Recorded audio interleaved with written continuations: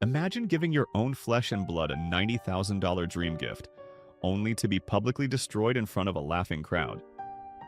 This is a dramatic fictional account, inspired by dark social media confessions. I will be narrating this journey in the first person so we can truly feel the raw, heartbreaking emotion of a father pushed to his absolute limit. Stick around, because the brutal reality check this ungrateful son receives is something you will not want to miss.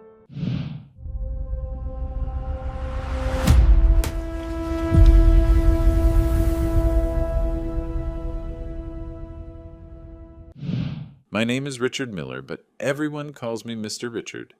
At 65 years old, I thought I had already seen everything in this life. But nothing, absolutely nothing, could have prepared me for what my own son was about to do in front of 50 people. I gave him a luxury truck, a brand new black Ram, shiny as a mirror, worth around $90,000. It was to celebrate his 40th birthday. He raised his glass of champagne, looked me dead in the eyes, and said, "A toast to the foolish old man who tries to buy affection like someone buying cheap coffee at the convenience store." The guests burst into laughter.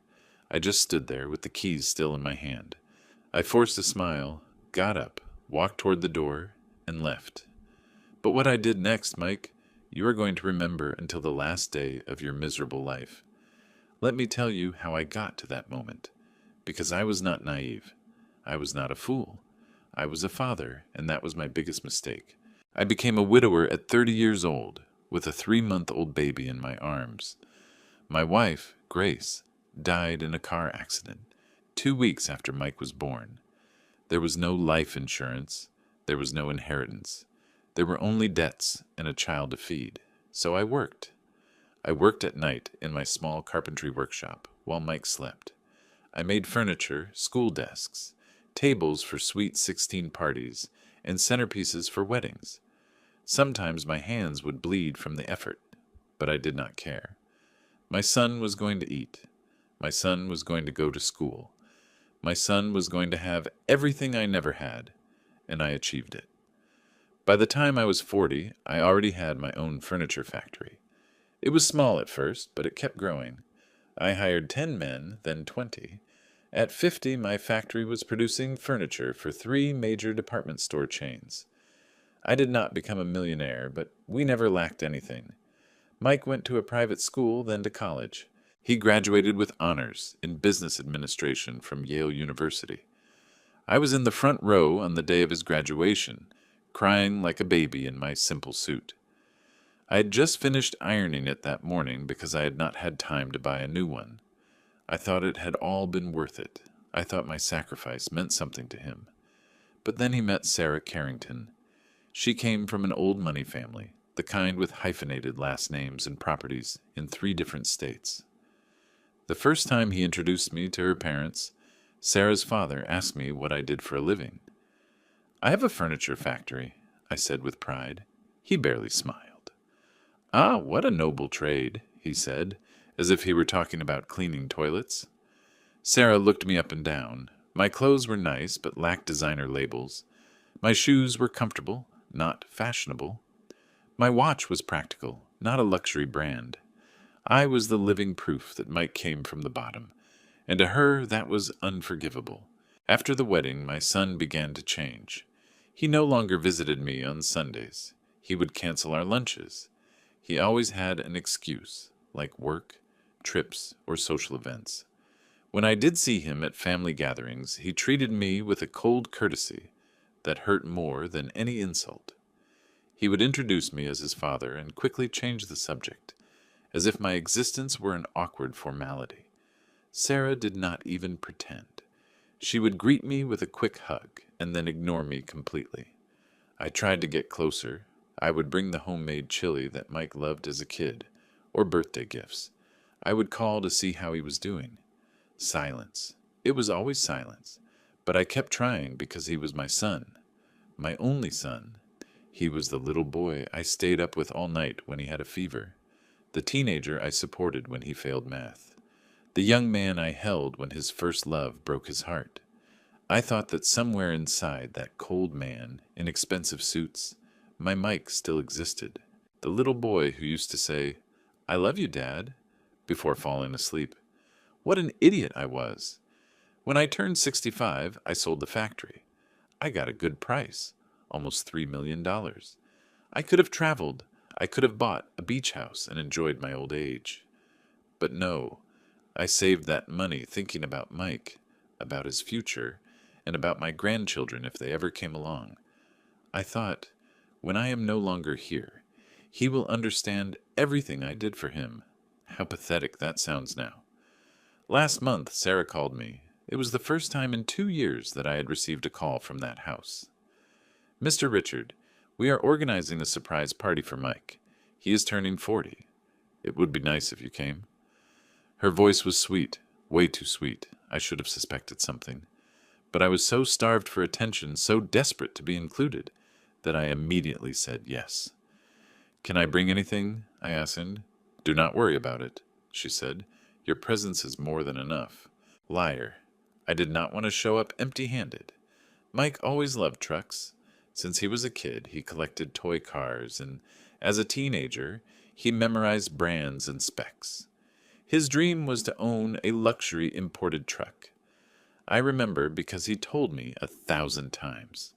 So I thought, this is my chance. I'm going to give him something he really wants. Something that shows how much I love him. I went to the dealership and picked out the most beautiful truck I saw. Black, powerful, perfect. A Ram 1500 Limited for $90,000. It was almost a quarter of my life savings, but it was for my son. It was worth every penny. On the day of the party, I dressed with care. I wore a cream-colored linen shirt that I had bought specifically for the occasion. I put on my best shoes and styled my hair neatly. I wanted to look good. I wanted Mike to be proud of his father, even if just for once. I arrived at the house with the keys inside a velvet box. My heart was beating so fast I thought everyone could hear it. The party was in the backyard. There were lights hanging from the trees, waiters carrying trays, elegant guests, and soft music. Everything was perfect. Everything was expensive. I did not fit in there, and I knew it, but I was the father of the birthday boy. I had a right to be there. Sarah saw me arrive and smiled. That smile should have warned me, but I was too excited. Mr. Richard, so glad you could make it, she said loudly. Everyone turned around. Mike, look who is here.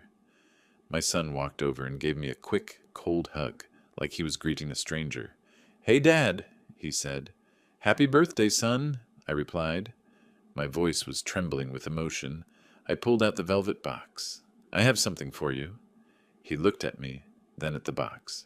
Something flashed in his eyes. It was not gratitude. It was disgust. He opened the box. The keys gleamed under the garden lights. It is a Ram truck, I said. The one you always wanted. It is parked outside. The guest murmured, clearly impressed. Mike took the keys, held them up in the air, and then grabbed his champagne glass. Attention, everyone, he said. His voice was firm and clear. I want to propose a toast. Everyone fell silent and raised their glasses. I smiled. I thought he was going to thank me. I thought I would finally get a moment of recognition, of love. A toast, Mike repeated, staring right at me. To the foolish old man who tries to buy affection like someone buying cheap coffee at the convenience store. Silence. 2 seconds of absolute silence. Then came the laughter. First, one person, then another, and then all of them together. 50 people laughing at me. Sarah covered her mouth, but her eyes gleamed with satisfaction. Mike's friends clinked their glasses. It is true, someone shouted. You cannot buy love, old man. More laughter, more mockery. I just stood there, still smiling because my face did not know how to react. Something broke inside me right then. It was not my heart. It was something deeper, something older. It was the last shred of hope that my son actually loved me. My hands started shaking. My eyes filled with tears, but I did not let them fall. I was not going to give them that satisfaction. I kept my chin up, tightened my grip on my jacket, and walked toward the exit. No one stopped me. No one said a word. I just heard more laughter echoing behind me. I got to my car, closed the door, and started the engine. And only then, in the darkness of that empty street, I cried like I had not cried in 35 years. I cried for the little boy who no longer existed. I cried for all the years I had wasted trying to win a love that was never real. And as I drove back to my empty house, I made a decision that was going to change everything. But that, dear Mike, you were going to learn very soon. I arrived home at 11 at night. The lights were off. The house smelled of silence. I took off my shoes at the entryway and sat on the couch without turning on the lights. Just me and the darkness. My hands were still shaking. My chest ached as if someone had hit me with a sledgehammer. I closed my eyes and replayed the scene over and over. The raised glass, the laughter, the satisfaction in Sarah's eyes. And Mike. My son, my only son, destroying me in front of strangers like I was some cheap joke. I poured myself a glass of water. My hands were shaking so much that I spilled half of it. I sat at the kitchen table. The same table where Mike used to do his homework for years, where we used to eat breakfast together before he went to school. I ran my fingers over the worn wood. There was a small burn mark on the corner from when he was 8 years old and accidentally set a hot pot down. I had not gotten mad. I just hugged him and told him that accidents happen, that the only thing that mattered was that he was okay. How many times did I protect him? How many times did I put his happiness before mine? When he was 15 and failed a major exam, I went to talk to his teacher. I begged him to give Mike another chance. The teacher agreed, but on one condition. I would have to donate desks for the low-income kids at the school. I built 30 desks in 2 weeks, entirely for free. My fingers bled from the effort, but Mike passed his exam, and that was all that mattered. When he turned 20 and wanted to go to Yale University, one of the most expensive colleges in the country, I sold my car. I took a second job. I built furniture by day in my shop and did home repairs for clients by night. I slept 4 hours a day. I lost so much weight that my friends thought I was sick. But I paid every tuition bill, every book, every supply he ever needed. And when he graduated with honors, he gave me a quick hug and left to celebrate with his classmates. I was not invited to that celebration. "It is a young people thing, Dad," he told me. "You understand, right?" Of course I understood. I always understood. Now, sitting in that empty kitchen, I wondered when it all started. When did my son stop seeing me as his father and start seeing me as a burden? Maybe it was when he got into Yale and met classmates from wealthy families. Families with important last names and penthouses on the Upper East Side. He never brought anyone to our house. He always hung out at their places. "It is more comfortable over there, Dad," he would say. "There is more space." Our house had 3 bedrooms, a small yard, and old but clean furniture. It was not a mansion, but it was our home. Or at least I thought it was. Then he met Sarah. She came into my life like an elegant storm. Everything about her screamed old money. Her clothes, her perfume, the way she walked. The first time she came over, she barely sat down. She looked at the couch as if she might catch a disease. "How cozy," she said with a smile that did not reach her eyes. Mike was nervous. I could see it in how he fidgeted with his hands, in how he avoided making eye contact with me. I had cooked my best recipe, the pot roast he used to love as a kid. Sarah took 3 bites. "How interesting," she said. "I usually do not eat carbs." Mike did not eat much either. He just pushed the food around his plate. That night, I understood that I had lost my son, that Sarah was not just his girlfriend. She was his golden ticket to a world where I did not belong. The wedding happened 6 months later. It was a massive ceremony at a private estate in Aspen. 200 guests. I hardly knew anyone. They seated me in the second row because the front row was reserved for Sarah's family. During the ceremony, I looked at my son. He was looking at his bride like she was a trophy he had just won. He did not look at me once. At the reception, they put me at a table in the very back with distant cousins I had not seen in years. Mike stopped by to say hello for exactly 5 minutes. "Thanks for coming, Dad," he said and walked away. Sarah did not even approach my table. That night, I cried in my hotel room. I cried because I had paid for half of that wedding, $20,000, 2 years of savings. But my name was never mentioned in any of the speeches. No one thanked me. No one said that, without me, Mike would never have gotten to where he was. I was invisible, and the worst part was, I was starting to get used to it. After the wedding, his visits became rare. Mike would call once a month, 5-minute conversations. "How are you, Dad?" "I'm good, son. How about you?" "Busy with work." "When are you coming over for dinner? I will make your favorite pot roast." "I will let you know." He never let me know. I stopped asking. I started waiting instead. Every Sunday, I cooked a full meal just in case he decided to show up. Most Sundays, I ate alone. I would put the leftovers in the fridge, throw them away on Wednesday when they started going bad, and cook again the following Sunday. Because you never know. Maybe this Sunday he would come. I turned 65, and he did not show up. He sent flowers with a card. "Happy birthday, Dad. We love you." "We love you" in plural, as if Sarah had anything to do with that message. The flowers were nice, pink roses. I put them in a vase and stared at them for a week until they wilted. Then I threw them away and cried. Because my son had not come over. He had not even called. It was Harvey who visited me that day, my lifelong friend. We had known each other since our 20s. He studied psychology, and I was just starting out in carpentry. We drifted apart when he moved to Chicago for work, but he came back when he retired. That afternoon, on my birthday, he knocked on my door carrying a vanilla cake. "You are not turning 65 alone, my friend," he said. We ate cake. We drank coffee. We talked about everything except Mike, but he knew. He always knew. "Richard," he told me before leaving, "one day you're going to realize that you cannot force anyone to love you, not even your own son." Those words hurt more than all of Mike's silences. That was when I decided to sell the factory. I was tired. My body ached. My hands had arthritis. Working with wood had become too difficult. And what was the point of working anyway? Who was I doing it for?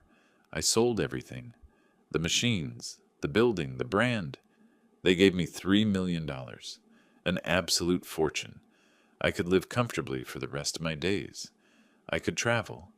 I could buy that beach house I had always wanted to relax in, but I did not do it. I kept that money in the bank. For Mike, for whenever he needed it, for when I was no longer around. And maybe, just maybe, he would remember that he had a father who loved him more than anything in the world. What an idiot I was. Now I see it. Months went by. Mike still did not visit. I kept waiting, until that call came from Sarah. "We are organizing a surprise party for Mike." For the first time in years, I felt included. I felt important, like my presence actually mattered. I thought about what I could get him, what I could give him to prove how much I loved him. And I remembered that truck he always wanted, that truck he used to stare at in magazines when he was a teenager. "One day I am going to own one of these, Dad," he would say, pointing at the pictures. I thought, this is the moment. I am going to hand him his dream. I spent $90,000, almost a quarter of my savings. But who cared? It was for him, for my son, for that little boy who used to hug me and tell me I was the best dad in the world. That kid still existed somewhere. He had to. I just needed to find him. The truck was going to be the bridge, the gesture that would finally break that wall of ice between us. But no, it was not a bridge. It was my public humiliation, my final defeat. The moment my son spat in my face in front of 50 people, and they all clapped.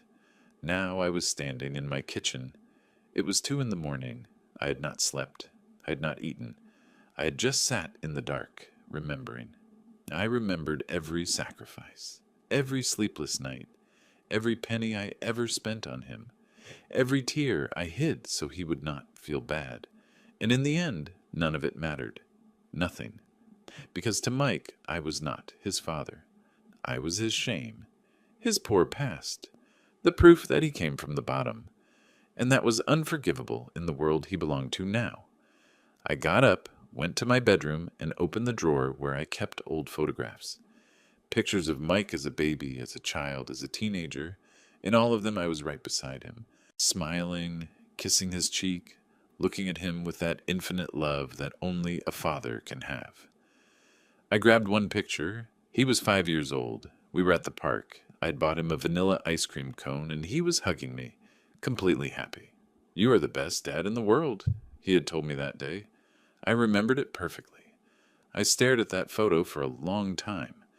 Then I put it away because that little boy did not exist anymore, and I had to accept it. I sat on the edge of my bed, took a deep breath, and for the first time in 35 years, I felt something different. Not pain, not sadness, anger. Pure, clear anger. Anger toward Mike, toward Sarah, toward myself for being so stupid, for letting them treat me like that, for begging for love all these years. I grabbed my phone. It was 4 a.m. I looked for my lawyer's number. I sent him a message. "Attorney Davis, I need to see you first thing tomorrow. It is urgent." I turned off my phone, laid down, and for the first time in months, I slept deeply. Because I had made a decision that was going to change everything. Mike wanted to humiliate me. He wanted to laugh at me. Perfect. But that laugh was going to cost him more than he could ever imagine. I woke up at 6 a.m. No alarm went off. My body simply knew it was time to get up. I took a shower, put on black dress pants and a maroon button-down shirt. I combed my hair carefully and put on my watch. I needed to look strong. I needed to feel strong because what I was about to do required absolute clarity. I made some coffee and sat at the table, in the exact same spot where I had cried all night. But there were no tears left now, only a determination as cold as ice. At exactly 8 o'clock, my phone rang. It was Attorney Edward Davis. "Richard, I got your message. Are you okay?" It sounded urgent. His voice carried genuine concern. Edward had helped me sell the factory. He was a serious, professional, trustworthy man. "I need to see you today," I said. "It is important." There was a brief pause. "Can you come in at 10? Does that work for you?" "Perfect," I replied. I hung up, grabbed my jacket, left the house, and drove to his office. Traffic was heavy on Wilshire Boulevard, but I did not care. I had time. I had all the clarity in the world.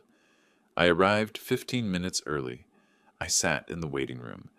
There were magazines on the coffee table, but I did not touch them.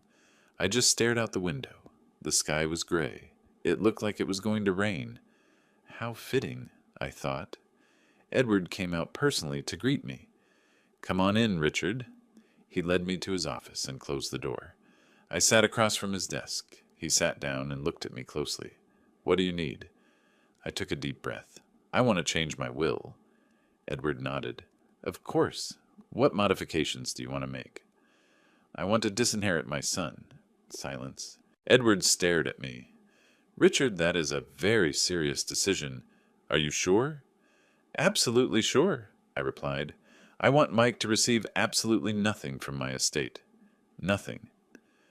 Edward leaned back in his chair. "May I ask what happened?" I told him everything. The party, the gift, the humiliation, the laughter. Everything. And while I spoke, my voice did not shake a single time. Edward listened in silence. When I finished, he sighed. "I'm so sorry, Richard. Nobody deserves that, much less from their own son." "Then do it," I said. "Revoke everything. Leave him nothing." Edward picked up a pen. "All right. Who do you want to designate as your beneficiary?"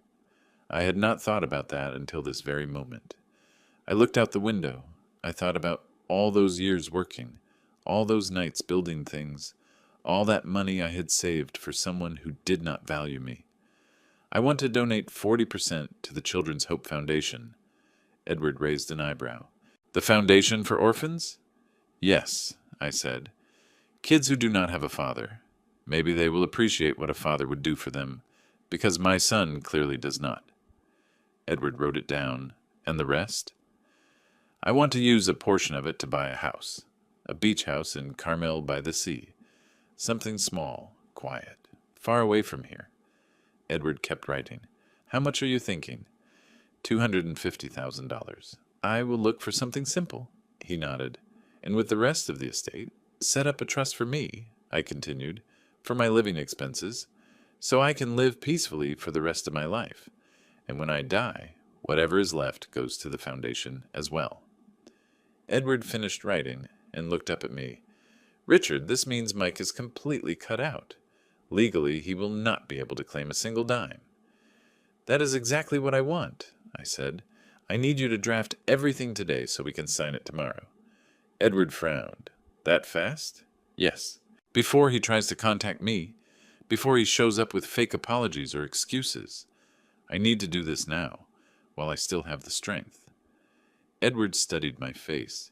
He was looking for hesitation, I suppose, or regret. He found none. All right, he finally said. I will draft everything today. You can come by tomorrow morning to sign. I stood up and shook his hand. Thank you, Edward. Thank you. He shook my hand warmly. Richard, I know it hurts, but I think you're doing the right thing. Nobody has the right to treat you like that, not even your own son. I nodded.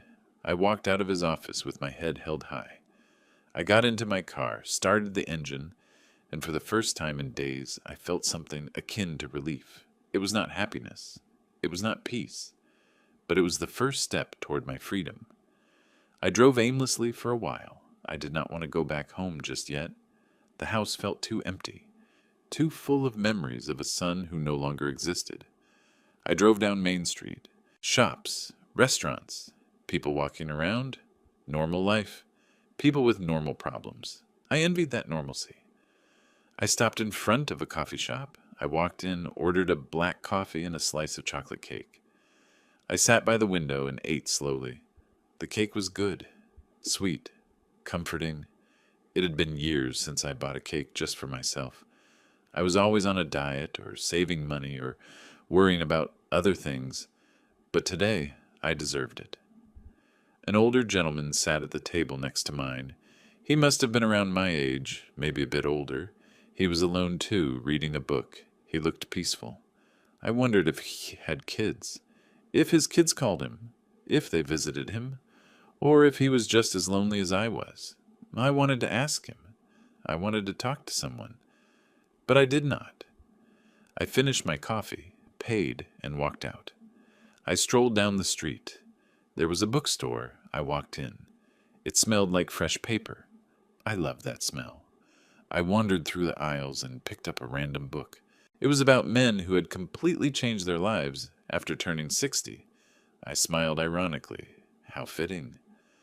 I bought the book. I also bought a mystery novel just to keep my mind distracted. I walked out of the bookstore feeling strangely good, like I was doing things for myself for the first time in decades. I got home around noon. I had 3 missed calls, all from Mike. There were no voicemails, just missed calls. I swiped the notifications away. I had nothing to say to him. Not now. Maybe never. I made lunch, a salad and some grilled chicken. I ate in the backyard. The weather was pleasant despite the clouds. The birds were singing and there was a light breeze. I realized I had not eaten outside in years. I always ate inside in front of the TV or reading the newspaper in the kitchen. But out here it was different. It was calm, peaceful. After lunch, I laid down on the hammock. I closed my eyes and listened to the sounds of the neighborhood. Dogs barking, kids playing, cars driving by. Simple, everyday life. I fell asleep. When I woke up, it was 4 in the afternoon. I had slept for 3 hours. I could not remember the last time I had taken a nap.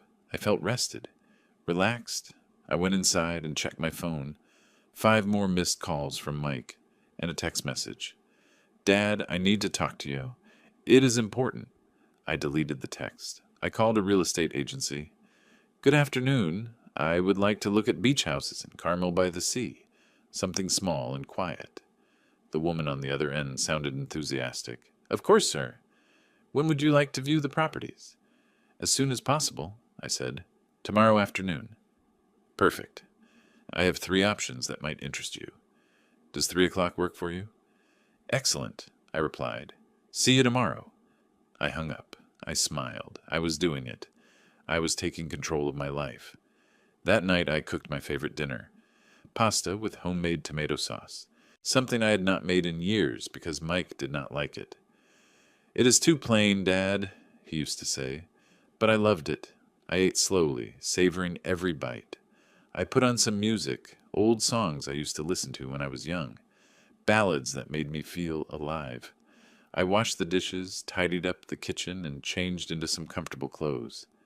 I sat on the couch with the book I had bought. I read for 2 hours. The story was good. It completely distracted me. At 10 o'clock at night, the doorbell rang. I tensed up.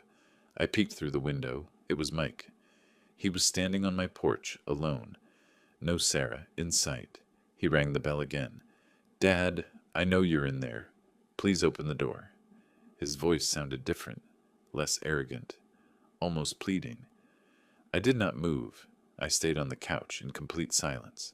Dad, I need to talk to you about what happened. He kept ringing the bell. 5 minutes passed, then 10, then 15. Finally, he walked away. I sat there in the dark. My heart was racing, but not out of fear, out of power. For the first time in my life, I was in control. I decided who entered my space, who deserved my attention, and Mike did not deserve it, not after what he did. I went to bed feeling strangely calm. Tomorrow I would sign the papers. Tomorrow I would look at beach houses. Tomorrow my new life would officially begin, and Mike would have to learn to live with the consequences of his actions, because I had already learned how to live without him. The next morning I woke up with a sense of clarity I had not felt in years. Sunlight was streaming through my bedroom window. Outside, the birds were singing. I stretched in bed. For the first time in a very long time, I did not feel that heavy weight on my chest, that constant anxiety of wondering if Mike would call, if he would visit, if he would finally show me a little bit of affection. All of that was gone, and in its place there was something new, something that took me a moment to identify. It was freedom. I got up, took a shower, and put on gray slacks and a lavender dress shirt. I put on my watch. I looked at myself in the mirror. The man looking back at me was 65 years old. He had wrinkles around his eyes, gray hair he no longer bothered to dye, but his eyes were firm, determined. This man was never going to beg for love ever again. I ate a quiet breakfast, coffee and toast with strawberry jam. Simple and perfect. At exactly 9 o'clock, I left for Edward's office. Traffic was light. I arrived 10 minutes early. Edward was waiting for me with the documents ready. Good morning, Richard. I sat down. He placed the papers in front of me. Here is everything. I have reviewed every single clause. Mike is completely excluded from your will. 40% of your estate goes to the Children's Hope Foundation. The rest goes into a trust for you. Whatever is left after you pass away goes to the foundation as well. I read every page carefully. Everything was perfect. Are you absolutely sure? Edward looked at me seriously. Once you sign this, it is final. I picked up the pen. I have never been more sure of anything in my life. I signed every page, every initial, every signature. It was liberating. It was like closing a door that had been left wide open for 35 years. A door that had only ever let in pain. Edward added his signature. He also called his secretary, who came in and signed as a witness. It is done, Edward said. It is done, I repeated. I stood up and tucked my copy of the documents into my briefcase. Thank you, Edward, for everything. He walked around his desk and gave me a fatherly hug. Take care of yourself, Richard. And remember, this does not make you a bad father. It makes you a man who respects himself. Those words touched me deeply. I nodded, unable to speak. I walked out of his office with my head held high. I got into my car, put my hands on the steering wheel, and took a deep breath. It was done. There was no going back. I drove to a small diner I liked. I ordered the lunch special, vegetable soup and grilled fish. I ate slowly while reading the news on my phone. There were 6 missed calls from Mike, 3 text messages. I did not open them. I paid my bill. At 2:30 in the afternoon, I hit the road toward Carmel by the Sea. The real estate agent had given me the address for the first house. I drove for 5 hours. The highway was beautiful. The ocean on one side, the mountains on the other. I rolled down the window. The air smelled like salt, like freedom. I arrived at the coastal town at 7:30 in the evening. It was small, quiet, colorful houses, narrow streets, people walking around without a rush. I liked it immediately. The real estate agent was waiting for me at the entrance of the town. She was a woman in her 40s, with a friendly smile. "Mr. Richard?" "Yes, that is me." I shook her hand. "I am Lucy. I have 3 properties to show you. Are you ready?" "Completely ready," I replied. The first house was too close to the main road, too noisy. I crossed it off the list immediately. The second one was beautiful, but way too big. 2 stories, 4 bedrooms. Way too much space for just me. Too much maintenance. "And the third one?" I asked. Lucy smiled. "That one is my personal favorite. Follow me." We drove for 3 more minutes. We parked in front of a little cream-colored cottage. It had a front yard with wildflowers, a wooden deck, and large windows. You could hear the ocean in the distance. "It is perfect," I said before even stepping inside. Lucy laughed. "Wait until you see the inside." She unlocked the door and we walked in. The living room was small, but bright. Hardwood floors, white walls, a stone fireplace. The kitchen was compact but functional. 2 bedrooms, 1 full bathroom. Everything was clean, simple, and cozy. I walked out to the back deck, and there it was. The ocean, just 50 yards away. The sound of the waves was clear and steady. I closed my eyes and took a deep breath. "How much?" I asked. Lucy checked her folder. $210,000. It was perfectly within my budget. "I will take it," I said without a second thought. Lucy blinked, surprised. "Do you not want to think about it? Look at other options?" "No," I replied firmly. "This is the one. I want to buy it." Lucy broke into a wide smile. "Let us get the paperwork started then." "Can I put down half the money tomorrow as a down payment?" I asked. "Perfect. Give me 2 days to get everything ready." "It is a deal." We drove back into town and sat down at a coffee shop. Lucy pulled out some forms and explained the process. I was listening, but I was barely hearing her. I was staring out the window at the ocean. I was buying a house just for me. Not to impress anyone, not so Mike would have a place to stay when he visited, just for me, to rest, to live, to be happy. I signed the preliminary paperwork. Lucy handed me her business card. "I will call you in 2 days when everything is ready." We said our goodbyes. I walked around the town a bit before heading back. There was a bakery that smelled like freshly baked bread. I walked in and bought some pastries and muffins.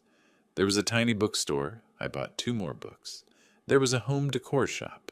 I bought scented candles and a green ceramic vase. I carried my shopping bags back to the car, feeling oddly excited, like a kid with brand new toys. I could not remember the last time I had bought things simply because I liked them, without wondering if Mike would approve, without worrying about saving money for him. I drove back to Los Angeles as night fell. The sky was painted orange and pink. Beautiful. I got home at 11 at night. There was a car parked in front of my house. I recognized the Ram truck, the $90,000 truck. Mike was sitting on my front steps. He stood up when he saw me arrive. "Dad? Finally." His voice had an urgency to it, almost desperation. I got out of the car with my bags. I ignored him completely. I walked toward the door. "Dad, wait. I need to talk to you." I kept walking. I took out my keys. "Dad, please. Just 5 minutes." I opened the door and stepped inside. He stuck his foot in the door before I could close it. "Dad, I am sorry. I am so sorry. What I said was horrible. I was drunk. I was not thinking." I turned around and looked him dead in the eyes. "Take your foot out of my door." My voice was pure ice. He blinked, surprised. "Dad," I just want... Take your foot out. Now.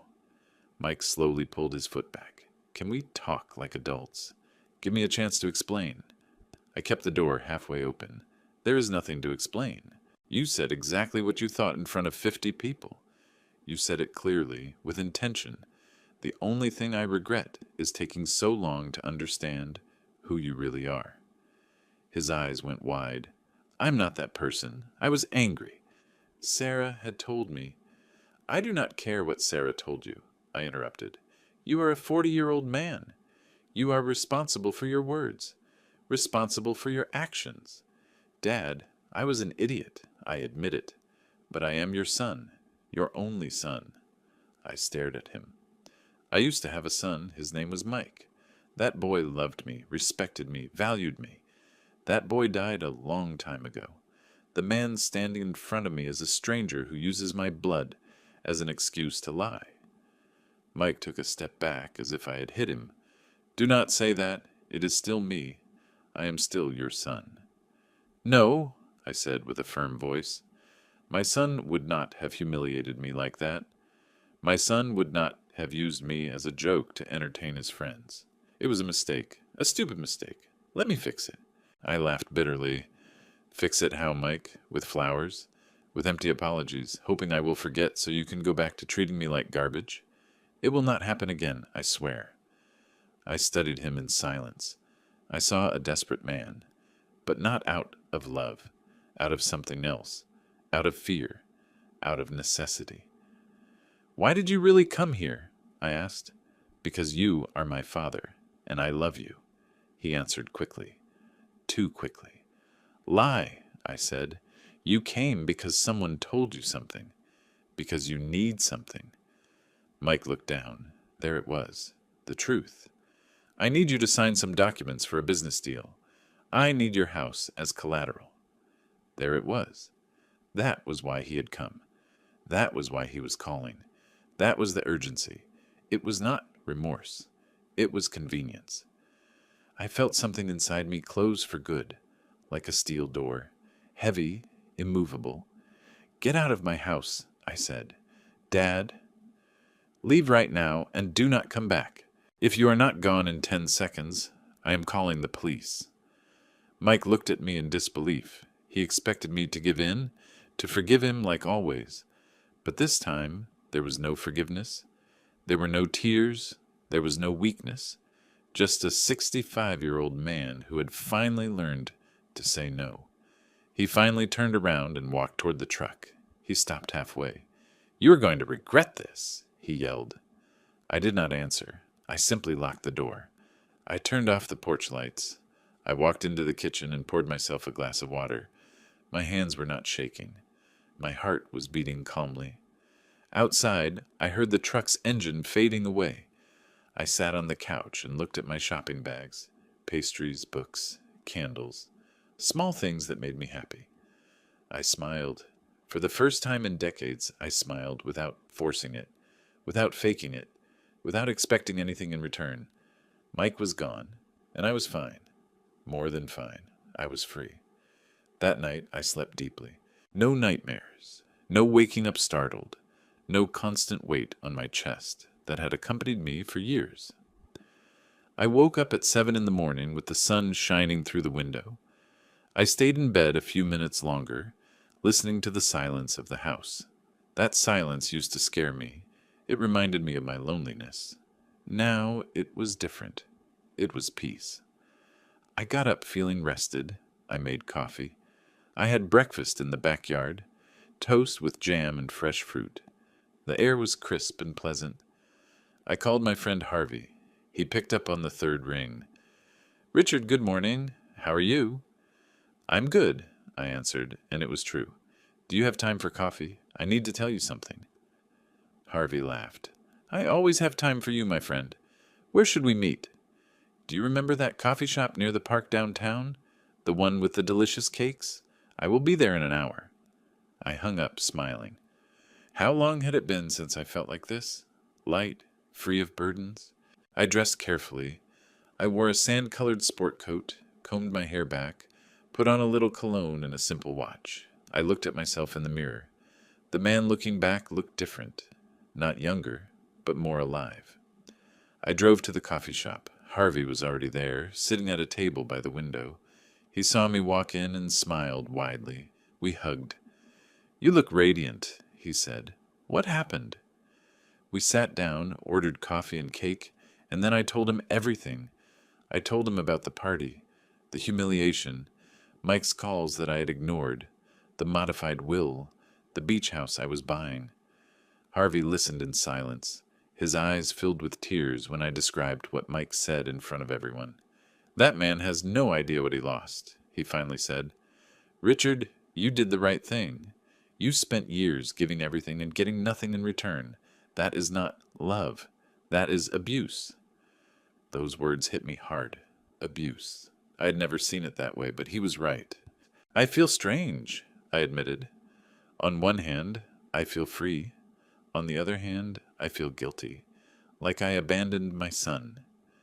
Harvey reached across the table and grabbed my hand. "Richard, listen to me very carefully. You did not abandon anyone. He abandoned you years ago.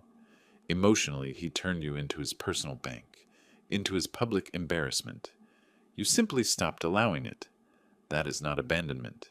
That is self-respect." I wiped away a tear I did not realize had fallen. When did I become so stupid? "You were not stupid," Harvey said firmly. "You were a father, and sometimes fathers love so much that they forget to love themselves." We finished our coffee, talking about the beach house. Harvey was excited. "You have to invite me when you move? We will spend whole weekends there. We will walk on the beach, cook, read. It will be magnificent." The idea filled me with warmth. "Of course I will invite you. You are my only true friend, Harvey. And you are mine, Richard. This is your fresh start. Enjoy it. You deserve every second of happiness." We said goodbye with a long hug. I drove back home feeling empowered. Harvey was right. This was my fresh start. The next 2 days were quiet. Mike did not call again. He did not show up at my door. It was as if he had finally understood that there was nothing left to take from me. Or maybe he was planning something. I did not care. I was focused on my future. Lucy, the real estate agent, called me on the 3rd day. "Mr. Richard, everything is ready. You can come sign tomorrow." "I will be there," I answered without hesitation. That night I packed some things. Clothes, books, old photographs I wanted to keep. I left the pictures of Mike in a drawer. I did not throw them away, but I was not taking them with me either. The next morning I drove down to Carmel by the sea. The day was perfect. Clear sky, light breeze. I arrived at Lucy's office at exactly 10 o'clock. I signed all the documents. I transferred the money, $210,000, almost everything I had left of my savings. But I did not feel fear. I felt excitement. "Congratulations, Mr. Richard," Lucy said, handing me the keys. "The house is yours." I took the keys with trembling hands, not out of nervousness, but out of pure joy. I drove to my new house, mine and no one else's. I opened the door and walked in slowly. I wandered through every room, touching the walls, looking out the windows, imagining how I would decorate each space. I walked out to the back deck. The ocean sparkled under the sun. The waves crashed, steady and calm. I sat on the wooden steps. I closed my eyes and listened to the sound of the water, the seagulls, the wind. For the first time in years, I did not think about Mike. I did not think about the past. I just thought about this moment, about this peace. I headed back to Los Angeles that afternoon. I had to organize the move, decide what to take, what to leave behind. When I got home, I found an envelope slipped under the door. I picked it up. It was a letter from Mike. I recognized his handwriting on the envelope. I stared at it for a long time. Part of me wanted to open it, the part that still harbored a tiny sliver of hope that maybe he was truly sorry. But the other part, the new and strong one, knew the truth. This letter was not love. It was manipulation. It was one last attempt to regain control. I went inside and left the envelope on the kitchen table without opening it. I made tea. I sat in front of the letter. I studied it as if it were a foreign object.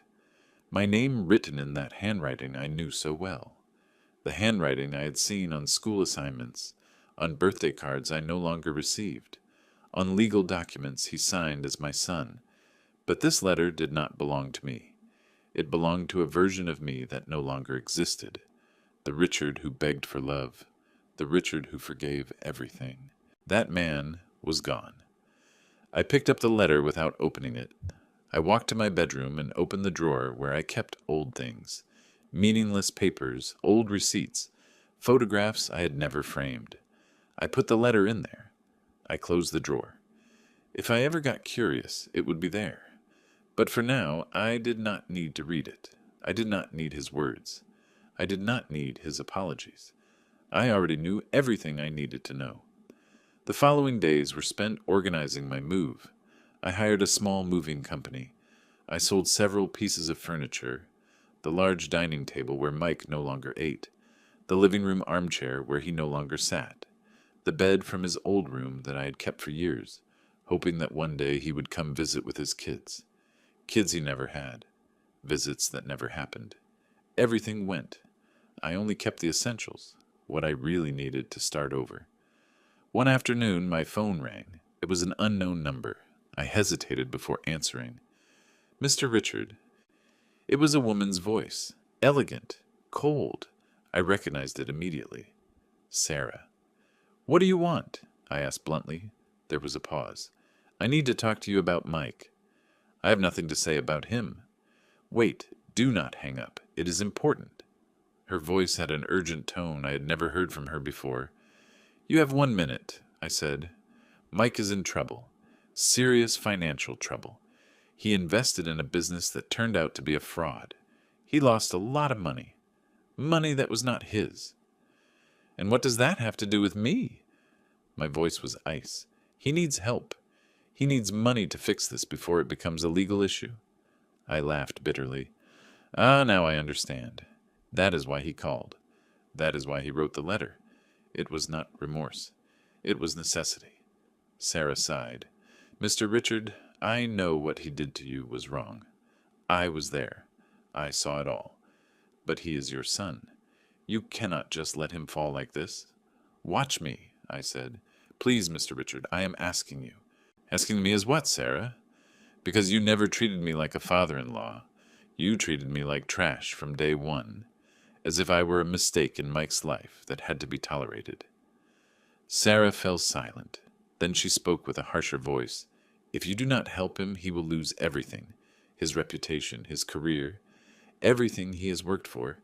Everything I worked for. I corrected her. I paid for his education. I built his future.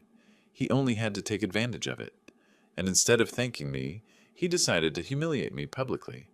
He decided to use me as a joke, a punchline. Now let him learn to solve his own problems. You are his father, Sarah said with desperation. Parents are supposed to forgive everything. Parents are also human beings, I replied.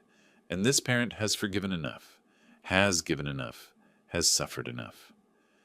You are going to regret this when you really need something and he is not there, Sarah threatened. Maybe, I said calmly, but it will be my regret, not yours, not his. It will be mine, and I will be able to live with it because at least I will know I did not let you keep using me. I hung up before she could answer. My hands were shaking slightly, not out of fear, out of anger that had been held back for far too long, out of newfound power, out of a freedom I was just beginning to taste. I poured myself a glass of water and sat in the kitchen. I took a deep breath. Sarah had called. Mike was in trouble, and I had not caved. I had not run to save him. I had not sacrificed my peace for his mistakes. For the first time in 35 years, I had chosen my well-being over my son's, and it hurt. Of course it hurt. But it also felt right. It felt like the closing of a chapter that should have ended a long time ago. That night, I packed the last boxes. My entire life fit into 20 boxes. It seemed like very little, but it was enough. The movers would arrive the next day. In 2 days, I would be living in my beach house, far away from the city, far away from the memories, far away from Mike and his world of cold appearances. I went to sleep. Tomorrow would be a long day, but it would also be the first day of the rest of my life, and that life would be mine, solely mine. The movers arrived at 8 in the morning. They were 3 efficient workers who loaded my 20 boxes in less than 2 hours. They looked around the house with curiosity, probably wondering why someone was leaving a big house for a smaller one. I gave them no explanations. I owed them none. I supervised as they loaded the furniture I had decided to keep. My bed, the armchair I liked, the small kitchen table, the floor lamp I had bought 20 years ago. Simple things, my things. When they finished, I locked the front door. I stood on the porch looking inside one last time. This house had been my home for 15 years. Here I had raised Mike through his teenage years. Here I had cried when he got married and left. Here I had waited for his visits that never came. But here I had also built thousands of pieces of furniture. I had built my company. I had found my strength. This house held pain, but it also held pride. I thanked it in silence, then turned around and walked to my car without looking back. The drive to Carmel by the sea took 5 hours. I drove slowly, without rushing, enjoying the scenery, the mountains, the trees, the endless sky. The coastal highway appeared, and with it, the smell of the ocean.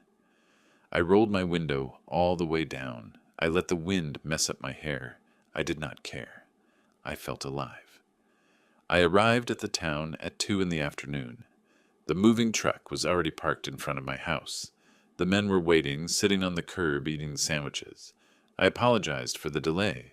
They smiled. "No problem, boss. We used the time to take a break." I unlocked the front door. They went in and started unloading. I told them where to put everything. The bed in the master bedroom facing the backyard. The armchair in the living room facing the large window. The table in the small dining area. The boxes stacked in the second bedroom, which I would use as a storage room and workshop. In an hour, everything was inside. I paid them, gave them a generous tip, and they left, thanking me. And then I was alone in my new house, in my new life. The silence was different here. It was not the heavy silence of loneliness. It was the calm silence of peace. I walked barefoot through the house. I felt the hardwood floor under my feet. Cool, smooth. I opened all the windows. The ocean breeze rushed in, filling every corner. I stood on the back deck. The ocean was right there, constant, eternal, indifferent to my problems. And that brought me comfort. The world kept turning. The waves kept crashing. I kept breathing, and that was enough. I unpacked slowly, without rushing. First the clothes. I filled the small closet with my shirts and pants. Everything organized. Then the kitchen. Plates, glasses, pots, silverware. I put everything in its place. There was something therapeutic about organizing, about creating order where there had only been sealed boxes. By mid-afternoon, the house was starting to look lived in. It was starting to feel like a home. I made tea. I sat in my new armchair facing the window, looking out at the ocean in the distance. I smiled. I was home. Someone knocked on the door. I was surprised. No one knew I was here. No one except Lucy and Harvey. I approached the door cautiously and peeked through the side window. It was an older gentleman, white hair, wearing a green work shirt. He was holding a vase with flowers. I opened the door. "Yes?" The man smiled kindly. "Good morning, I am Leonard. I live in the house next door. I saw you moving in today and wanted to welcome you." He extended the vase.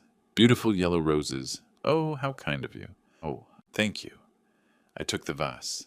"I do not want to bother you. I just wanted to introduce myself. If you need anything, whatever it is, just give me a call." His voice was warm, sincere. "That is very kind of you, Leonard. Well, I will let you rest. Welcome to the neighborhood." He gave a little nod, smiling, and walked away. I closed the door and looked at the roses. It had been years since someone had given me flowers without expecting anything in return, without hidden agendas, just because. I placed the vase on the dining table. The roses brightened up the space. That evening I had a simple dinner, canned soup and bread. I had no energy to cook. I washed my bowl, tidied the kitchen, and changed into my pajamas. I lay down in my new bed. The sheets smelled like lavender. I had bought new sheets specifically for this fresh start. I got comfortable, closed my eyes, listened to the distant sound of the waves, and slept deeply. I woke up to the sound of seagulls.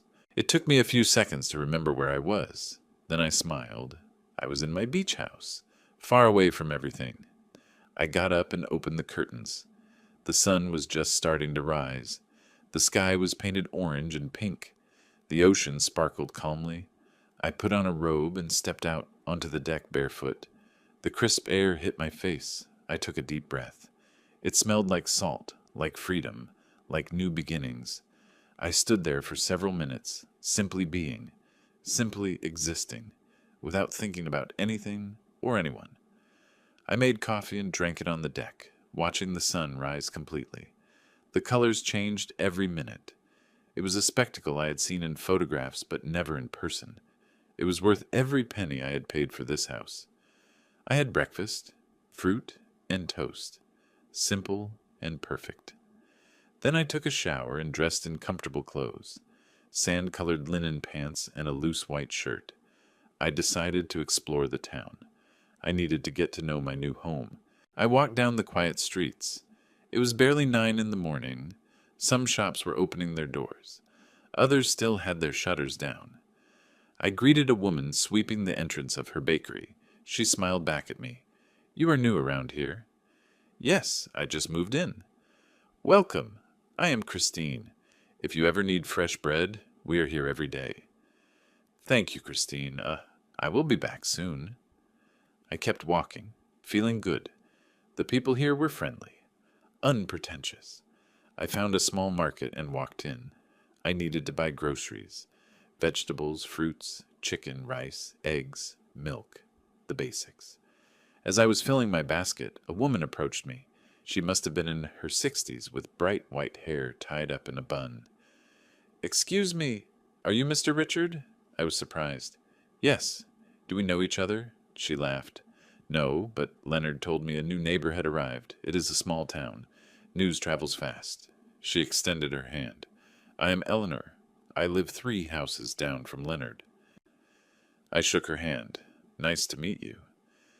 If you need recommendations on where to shop or whatever it is, let me know. The women in this town look out for each other." Those words moved me. "Thank you, Eleanor. I will keep that in mind." I paid for my groceries, went back home, and put everything away. I organized the fridge and cleaned up a bit. Even though the house was already clean, I needed to keep my hands busy, keep my mind calm. At noon, I made lunch, a chicken salad. I ate on the deck, looking out at the ocean. It was strange to be so calm. For years, I had lived in constant anxiety, waiting for calls that never came, cooking food that no one ate, holding on to stories that no one wanted to hear. Now, I expected nothing, and in that lack of expectation, I found peace.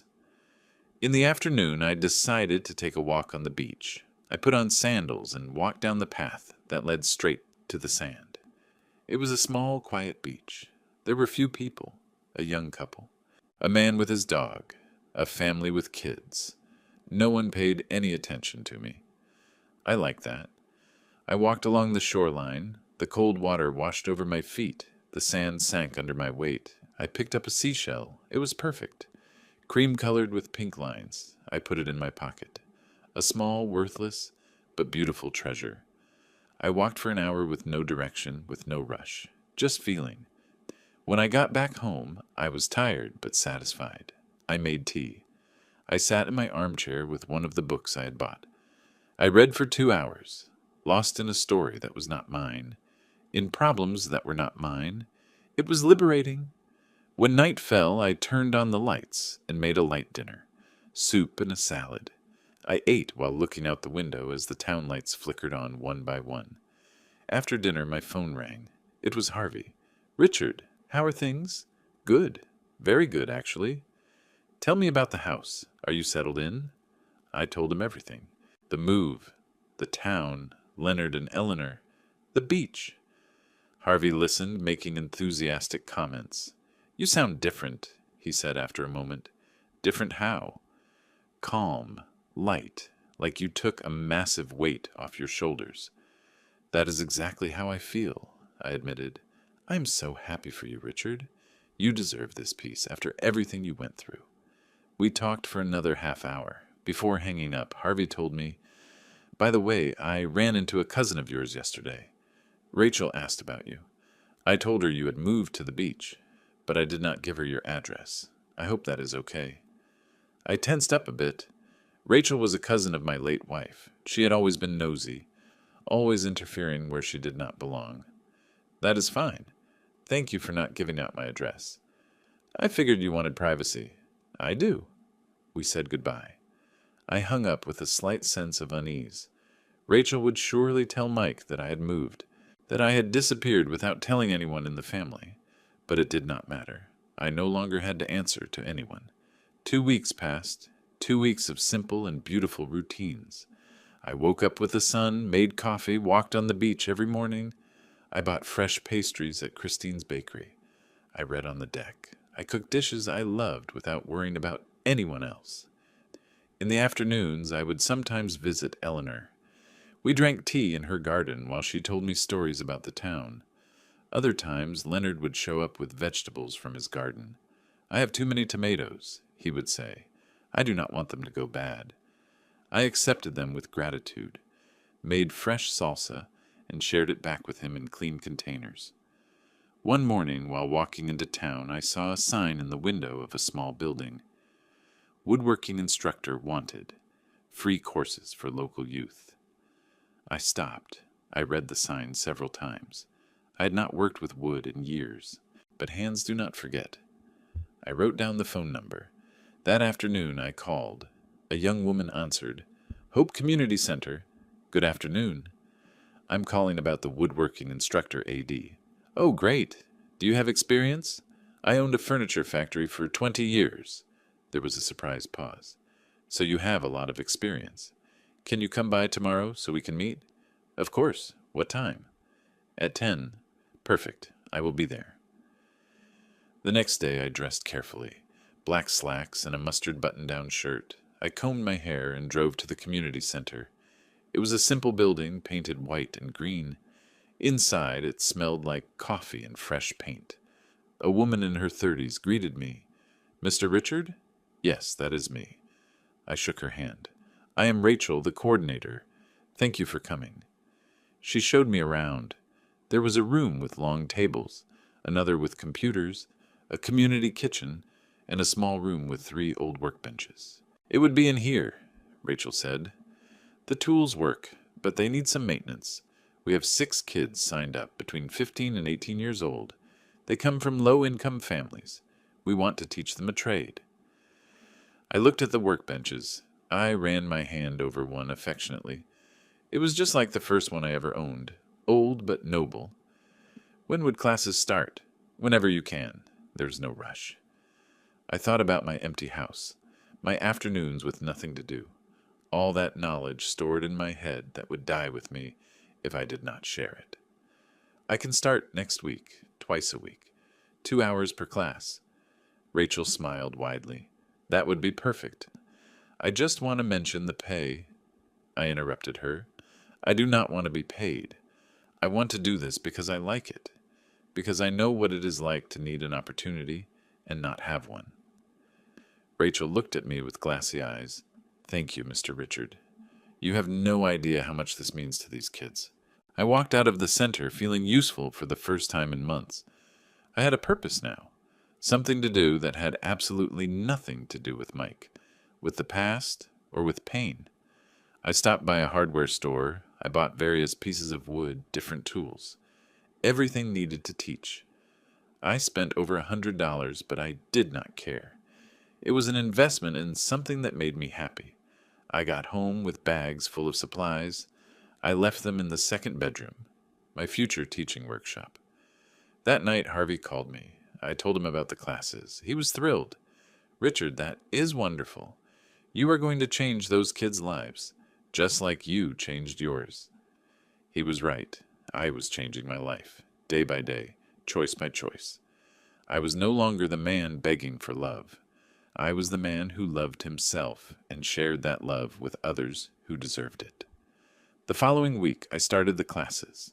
The 6 boys arrived on time, timid, curious. I introduced myself. "I am Richard. I am going to teach you woodworking. It is not easy, but it is worth it. You can create beautiful things with your hands. You can earn an honest living. You can be independent." I showed them the basics: how to hold a saw, how to cut a straight line, how to use tools safely. They listened with absolute attention. They asked smart questions. 2 hours flew by. At the end, one of them, Sam, approached me. "Thank you, Mr. Richard. No one has ever taught us something like this before." Those words touched my soul. The following weeks turned into months. The classes became my favorite reason to leave the house.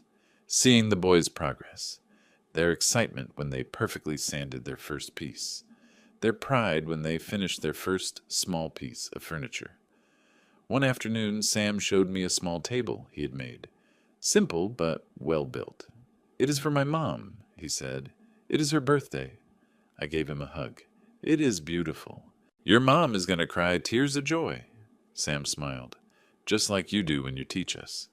We can tell you really love this." He was right. I loved it. It filled me with purpose. One afternoon, as I was leaving the center, I found Leonard waiting in his truck. "Hey, neighbor, I saw you had classes today. Do you want a ride?" "I brought my car, actually," I said. "I know, but I thought you might want to grab a coffee before heading back. I know a place with an ocean view." I hesitated for a moment. Then I smiled. "Why not?" I hopped into his truck. We went to a small cafe on a cliff. The view was spectacular. We ordered coffee and cake. We talked about everything. About his life, about mine, about his kids who lived in another city, about his wife who had passed away 5 years ago. "I miss her every single day," he said, "but life goes on and we have to live it." I nodded. I understood perfectly. We drove back into town at sunset. Leonard dropped me off at my house. "Thanks for the coffee," I said. "Thanks for the company, Richard. If you want to head out again, let me know. It does not have to be a date. Just 2 people enjoying life." I smiled. I liked that idea. I walked into the house feeling light. It was not love. It was not romance. It was friendship. Simple companionship. And it was enough. More than enough. 6 months had passed since I moved to the beach. 6 months of a peace I did not know was possible to feel. My life had found a perfect rhythm. I woke up early, walked on the beach, taught woodworking twice a week. I visited Eleanor on Thursdays for tea. On Saturdays, Leonard and I explored neighboring towns. No pressure, no expectations, just genuine friendship. My house was filled with little details that made it mine. Plants on the deck, books stacked next to the armchair, photographs of sunsets I had taken myself. A simple life, but profoundly mine. One November afternoon, I was watering the plants when I heard a car pull up in front of my house. I looked over the fence. It was a black Ram truck. My heart stopped. I recognized that truck immediately. Mike got out of the driver's side. Sarah got out of the passenger side. I watched them walk up to my door. They rang the bell once, twice, 3 times. I stood completely still in the backyard. They had not seen me. "Dad, I know you are in there," Mike yelled. "Your car's in the driveway. Please open the door." His voice sounded tired, defeated, but I no longer responded to that voice. Sarah spoke up next. "Mr. Richard, we just want to talk for 5 minutes." They waited. They rang the bell again. 10 minutes went by. Finally, I heard their footsteps walking away. But they did not start the car. They waited outside, betting that eventually I would come out. I sat on the back deck where they could not see me. I picked up my book. I pretended to read.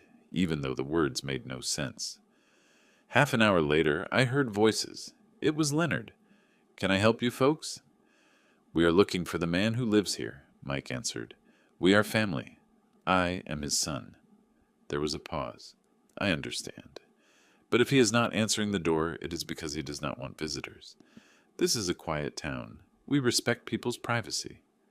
"He is my father," Mike insisted with arrogance. "I have a right to see him." "Rights are built on respect, son," Leonard said with a firm voice.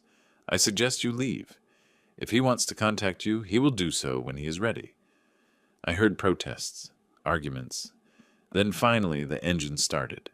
The truck drove away. I took a deep breath. Leonard had been there for me, protecting my peace. 10 minutes later, he knocked softly on my back door. I opened it. "They are gone," he said. "Thank you, Leonard." He looked at me with concern. "Are you okay?" "I am fine. Better than fine." He nodded. He asked no more questions. That was what I appreciated most about him.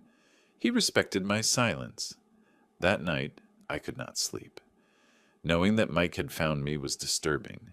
It had taken me so much to build this peace. I could not let him destroy it. The next morning, I found an envelope slipped under my door. I immediately recognized Mike's handwriting. This time, I opened it. I needed to know what he wanted. The letter was long. It talked about regret, about mistakes, about how much he needed me.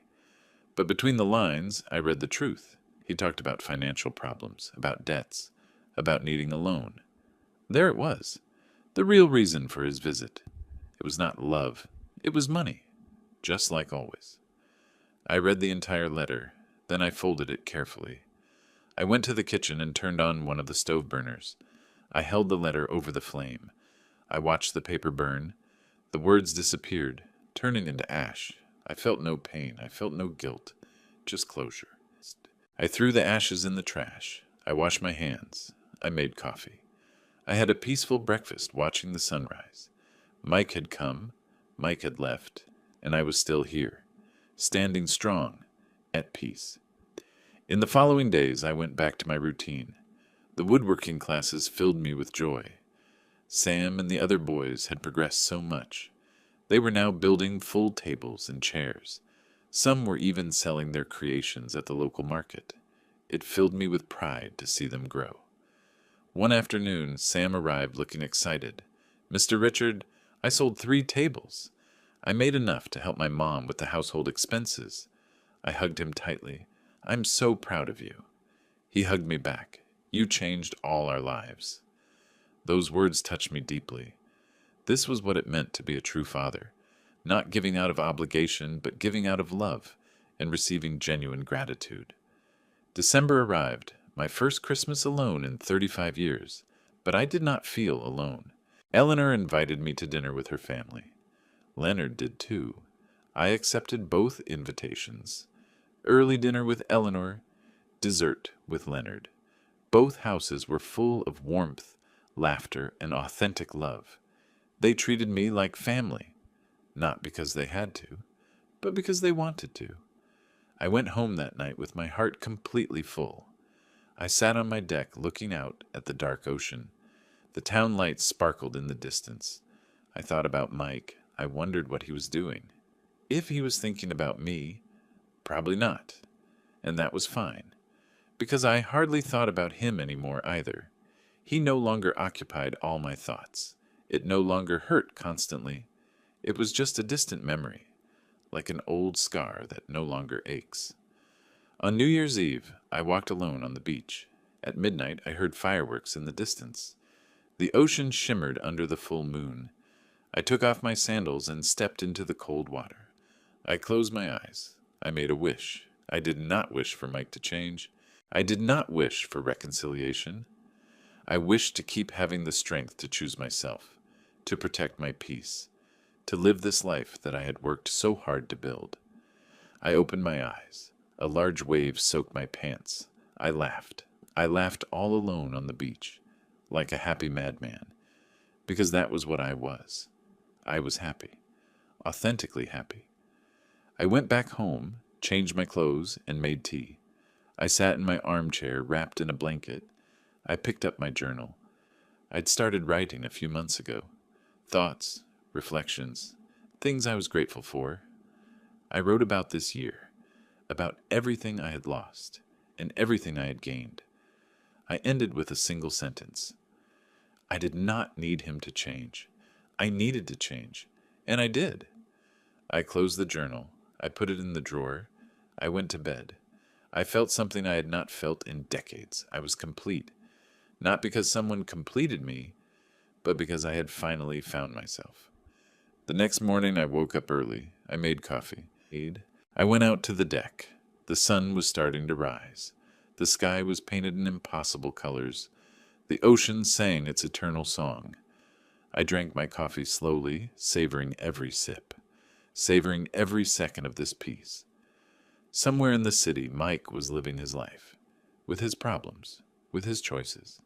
And I was here, in my beach house, with my plants, my books, my students, my friends, my simple but profoundly personal life. I did not need revenge. I already had something much better. I had peace, dignity, self-love, and no one could ever take that away from me. I smiled, looking out at the horizon. This was my happy ending. Not the one I had imagined, but the one I deserved, and it was perfect. The following months continued with the same tranquility. Every day was a blessing. Every sunrise was a gift. The woodworking classes had become the center of my life. I was not just teaching them how to work with wood. I was teaching them discipline, patience, respect. The values my own son never learned. Sam had become my special project. Not because he was better than the others, but because he reminded me of myself at that age, hungry for opportunities, full of dreams, willing to work hard. One afternoon, after class, Sam stayed behind to help me organize the tools. "Mr. Richard," he said, "do you have family?" The question caught me off guard. I stayed quiet for a moment. "I had a son," I finally said, "but we grew apart a long time ago." Sam nodded. "My dad left when I was 5. He never came back. That is why I value what you do for us so much." I sat down on one of the benches. Sam sat next to me. "Sometimes," I continued, "family is not just blood. It is the people who choose to stay with you, the people who teach you, who support you, who believe in you." Those words hit me hard. A 17-year-old kid had understood something that took me 65 years to learn. "You are right, Sam. Family is who you choose too," he smiled. "To me, you are like the grandpa I never had." My eyes filled with tears, not out of sadness, but out of joy, out of a newfound purpose. "And you're like the grandson I always wanted," I replied, giving him a hug. We stayed like that for a moment. An old man and a young boy, united not by blood, but by mutual respect, by genuine affection. When Sam left, I stayed in the workshop a little longer. I looked at the tables the boys had built, each one imperfect, but made with effort, with love. This was what it meant to be a father, not imposing yourself, not buying affection, simply being present, teaching, guiding, and letting go when it was time. March arrived, a full year since that party, a full year since the humiliation. I sat on my deck with a cup of coffee, reflecting. If someone had told me a year ago that I would be here, in this beach house, happy and at peace, I would not have believed it. I had lost my son, but I had gained my dignity, my peace of mind, my self-love, and I had gained a new family. Leonard, who invited me fishing on Sundays. Eleanor, who brought me fresh casseroles every week. Christine from the bakery, who always saved the best pastries for me. Sam and the other boys who looked at me with admiration. This was my true wealth, not money in the bank, not material possessions, but these genuine human connections. One morning in April, while getting ready for class, I received a call from Rachel at the community center. "Mr. Richard, I have wonderful news. Sam got a full scholarship to study architecture at UCLA." My heart skipped a beat. "Really?" "Yes. In his admissions essay, he wrote about you, about how you changed his life. The judges were very impressed. Tears streamed down my cheeks. I do not know what to say. He wants to talk to you. Can you come in this afternoon? I will be there. I hung up, trembling with emotion. This was what it meant to leave a legacy, not through blood, but through the impact on other people's lives. That afternoon, I went to the center. Sam was there with his mom, a humble woman with kind eyes. "Mr. Richard," Sam said, running to hug me. "Did you hear?" "Yes, son, I'm so proud of you." His mom approached me. She had tears in her eyes. "Mr. Miller," she said, taking my hands, "I do not know how to thank you. You gave my son something money cannot buy. You gave him hope. You gave him purpose. Your son earned it with his own hard work," I replied. "I only showed him the path." "No," Sam said, "you showed me that a real man is not the one who has money. It is the one who has honor, who works with his hands, who helps others without expecting anything in return." I had to sit down because my legs were shaking. This boy had learned in a few months what my own son never learned in 40 years. We organized a small celebration at the center. The other 5 students were there. Their families, Rachel, some volunteers. Everyone thanked me. They hugged me. They told me I was a blessing to the community. That night, I went home with my heart fuller than ever. I sat on the deck looking at the stars. Mike had a degree from Yale. He had money, connections, everything society considers success. But he had no honor. He had no gratitude. He had no real love. Sam came from poverty. He had no father. He had struggled his whole life. But he had something Mike would never have: integrity. And I had the privilege of being part of his journey. This was enough. More than enough. May brought warmer days. The town filled with tourists. But my routine did not change. I kept waking up early, walking on the beach, teaching twice a week. Leonard and I had become very close. On Saturdays, we explored neighboring towns. Sometimes we just sat in silence, looking at the ocean. We did not need words. The company was enough. One afternoon, he told me something I will never forget. "Richard, when my wife died, I thought my life was over, that there was nothing left to live for. But then I realized something. Life does not end when you lose someone. It ends when you stop looking for reasons to be happy." "You are right," I replied. "I spent years waiting for Mike to give me a reason to be happy. I never understood that I could create my own reasons. And you did. Look at everything you built here. A beautiful life." He was right. I had built a beautiful life. Not grand, not impressive to others, but profoundly satisfying to me. June arrived with the start of summer. The center's classes paused for the holidays. I gave all the boys a gift, a basic tool set so they could keep practicing at home. Sam hugged me tightly. "See you in August, Mr. Richard." "See you, son, and study hard in college." "I will, I promise." I watched him walk away with his mom. They were walking arm in arm. She was looking at him with so much pride. That was love. That was family. The summer months were quiet. I read a lot of books. I walked countless miles on the beach. I cooked new recipes. I learned to play the guitar, something I always wanted to do but never had the time. Harvey came to visit me for a week. It was wonderful. We cooked together. We swam in the ocean. We stayed up late talking about everything and nothing. "You are unrecognizable," he told me one night while we were drinking bourbon on the deck. "The Richard I met a year ago was broken. This Richard is whole." "It took me 65 years, but I finally understood something," I said. "You cannot pour from an empty cup. I had to fill myself up first. And you did it brilliantly."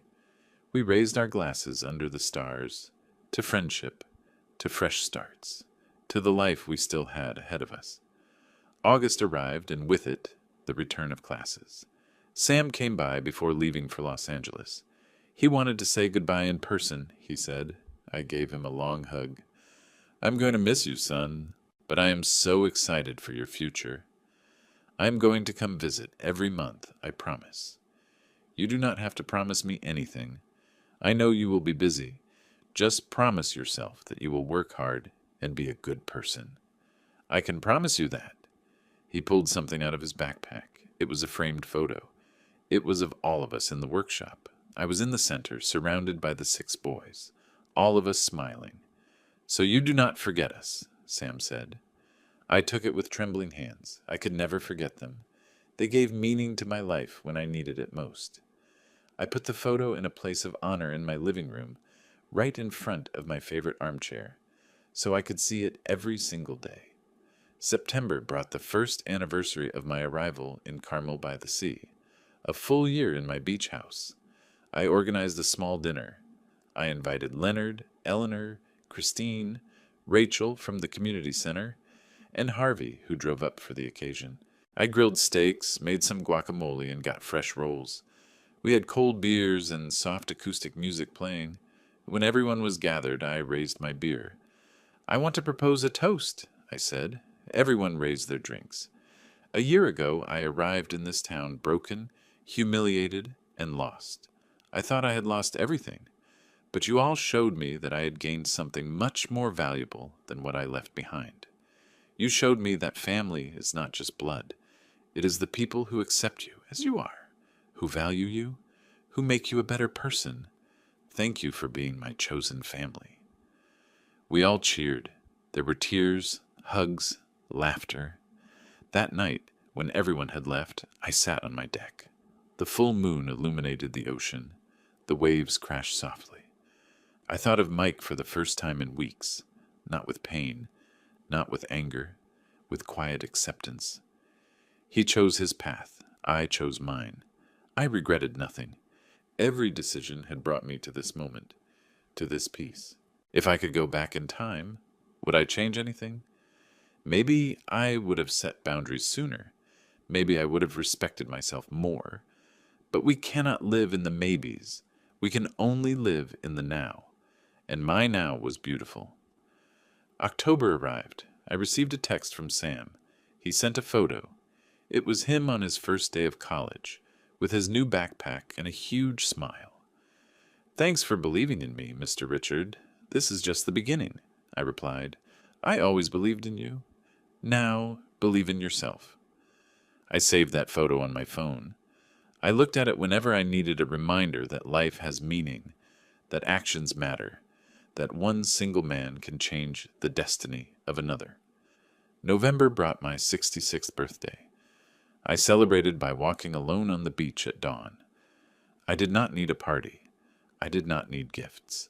I just needed this moment, this deep gratitude for being alive, for being free. Leonard showed up that afternoon with a cake. "You cannot spend your birthday alone, brother," he said. Brother. That word filled me with warmth, because that was what he was to me, the brother I never had. We ate cake. We drank coffee.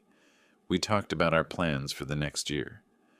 "I want to learn how to paint," I said. "I always wanted to, but never had the time." "Me too," Leonard said. "Let us do it together." And so we did. We signed up for a painting class at the community center. We were the worst students. Our paintings looked like they were done by children. But we laughed so much. We enjoyed it so much. December came around again. My second Christmas in Carmel by the Sea. This time I hosted dinner at my house. I invited everyone. I decorated with lights. I put up a small tree. I cooked turkey and all the trimmings.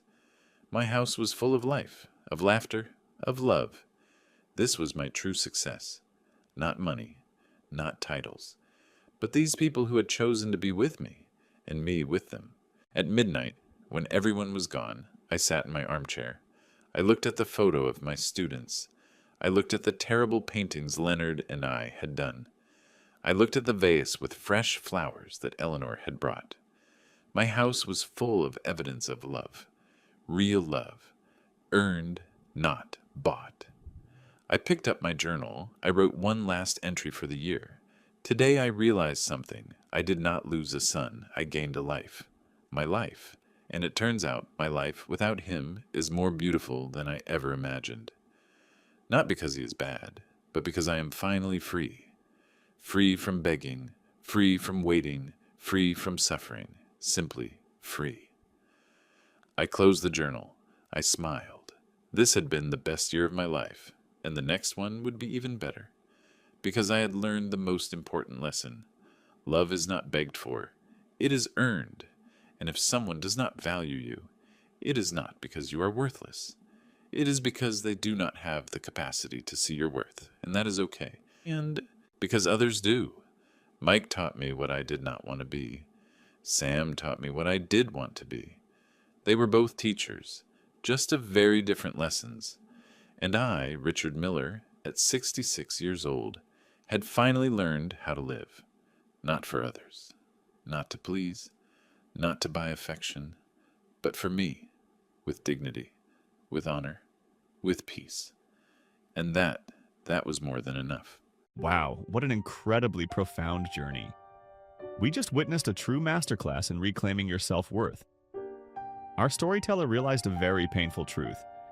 Family is not just about blood, it is about who actively chooses to respect and honor you. By pouring his love into Sam and his new community, he completely broke the cycle of emotional abuse that Mike created. Sometimes, walking away and building your own joy is the highest possible form of self-love.